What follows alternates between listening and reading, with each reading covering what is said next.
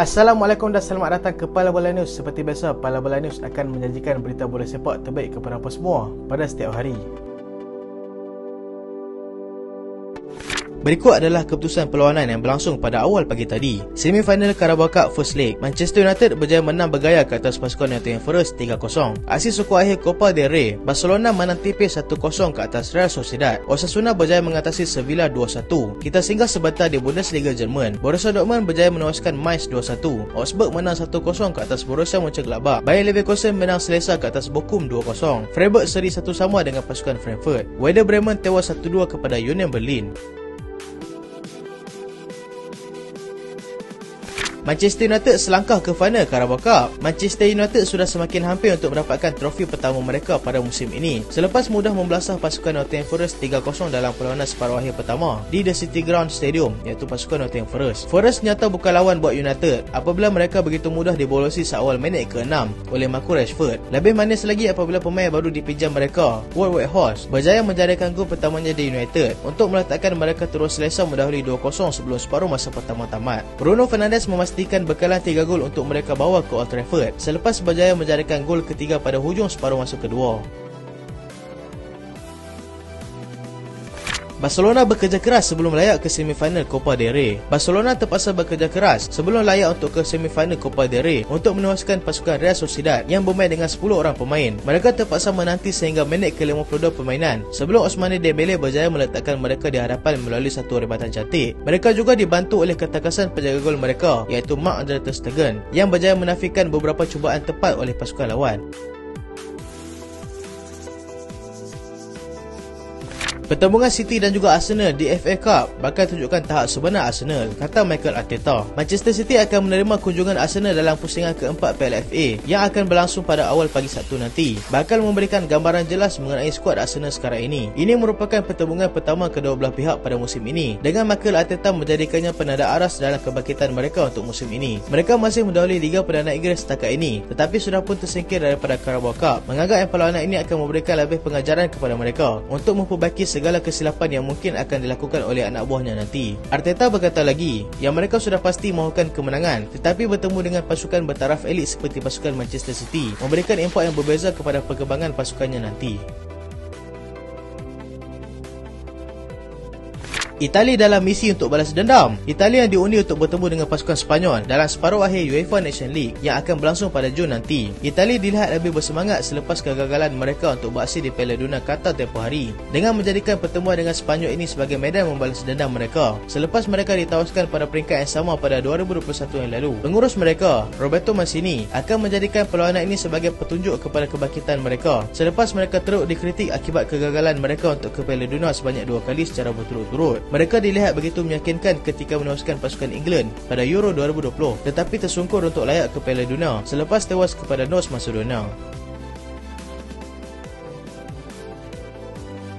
Kegagalan Skriniar untuk berpindah adalah atas faktor masalah pihak pengurusan, kata Wesley Sneijder. Bekas pemain Inter Milan, Wesley Sneijder, memberikan kenyataan bahawa kegagalan Milan Skriniar untuk berpindah keluar adalah berpunca daripada masalah yang berlaku di pihak pengurusan sendiri. Pihak pengurusan perlu lebih bertanggungjawab untuk mengendalikan kontrak pemain. Lebih-lebih lagi, pemain sudah membuat permintaan untuk keluar daripada pasukan. Skriniar sebagai contoh, mempunyai baki lagi 5 bulan di sana dengan sudah menolak untuk menerima kontrak baru daripada mereka. Tetapi pihak pengurusan masih berkeras tidak mahu melepaskan pemain tersebut. Jika mahu dia terus kekal, berikan tawaran baru yang lebih menarik, bukan membiarkan pemain itu sehingga tamat kontrak dan akhirnya akan keluar secara percuma, tambahnya lagi. Ibrahimovic tidak gemarkan cara Argentina meraihkan kemenangan mereka di Piala Dunia. Zlatan Ibrahimovic telah memberitahu yang dia tidak menggemari cara Argentina meraihkan kemenangan Piala Dunia baru-baru ini. Dia yakin yang Kylian Mbappe akan memenangi lagi Piala Dunia di masa akan datang dan menganggap Argentina tidak akan mengulangi kejayaan mereka akibat daripada perbuatan mereka itu. Dia berkata lagi, ya, Argentina sememangnya layak untuk menang sebab Messi masih lagi berada bersama mereka, tetapi tidak selepas Messi bersara nanti. Dia juga berasa simpati kepada Mbappe yang menjadikan hat-trick dalam perlawanan akhir itu, tetapi masih tidak berjaya menjulang trofi berprestij itu.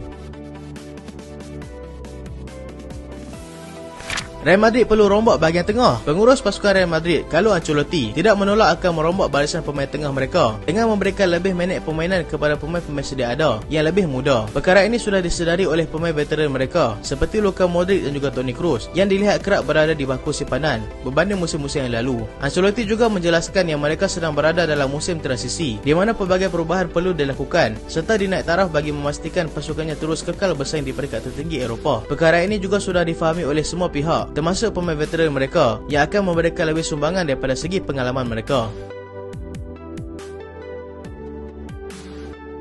Arsenal cuba sertai saingan untuk dapatkan pemain Brighton. Arsenal kini dilaporkan mungkin akan mempertimbangkan untuk menyertai saingan bagi mendapatkan pemain tengah Brighton iaitu Moises Caicedo. Brighton bagaimanapun telah memberitahu yang mereka tidak akan melepaskan Caicedo pada Januari ini, tetapi jika ada pihak yang mahukannya, mereka perlu membayar yuran perpindahan setinggi 100 juta pound. Arsenal juga masih meletakkan Declan Rice sebagai salah satu target utama mereka untuk musim depan.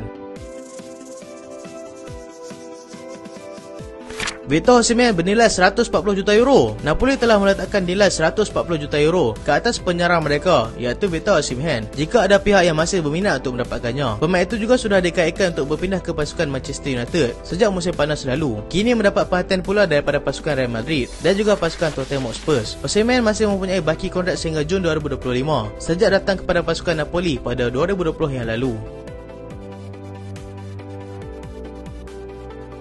Bernardo Silva jadi sasaran Paris Saint-Germain. Paris Saint-Germain akan cuba mendapatkan Bernardo Silva pada hujung musim panas nanti selepas mendapat arahan daripada Kylian Mbappe. Mbappe yang pernah bermain dengan Silva bersama di Monaco masih percaya kepada kualiti yang pemain tersebut ada walaupun usianya sudah pun meningkat kepada 28 tahun nanti. Weston McKennie sedia untuk dijual. Pasukan Juventus yang kini sedang berada dalam krisis yang agak serius sudah pun bersedia untuk melepaskan pemain mereka iaitu Weston McKennie. Pemain yang terpasang Amerika Syarikat itu kini sedang diperhatikan oleh pasukan Arsenal dan juga pasukan Leeds United sebagai option untuk mereka mendapatkan pemain tengah yang bernilai lebih murah dan mempunyai kualiti yang agak meyakinkan setakat ini. Chelsea masih berdegil mahukan Enzo Fernandez. Selepas mereka hanya berdiam diri mengenai situasi Enzo Fernandez sebelum ini, mereka kini kembali menghangatkan kembali suasana dengan bersedia untuk membuat penawaran baru terhadap pemain itu, tetapi kali ini mereka akan meletakkan Hakim Ziyech sebagai tambahan kepada perjanjian tersebut. Mereka dipercayai akan cuba melakukannya sebelum jendela perpindahan tamat pada minggu hadapan. So itulah berita untuk kali ini dan terima kasih sebab tengok sampai habis. Jangan lupa like, jangan lupa share, jangan lupa subscribe. Aku Solehan. Assalamualaikum.